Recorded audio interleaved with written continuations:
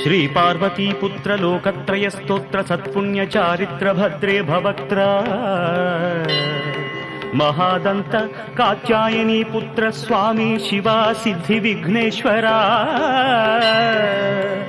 నీదు పాదంబు నీ చారు జంఘంబు నీ నాభి గంభీర రంధ్రంబు నీ పీనవక్షంబు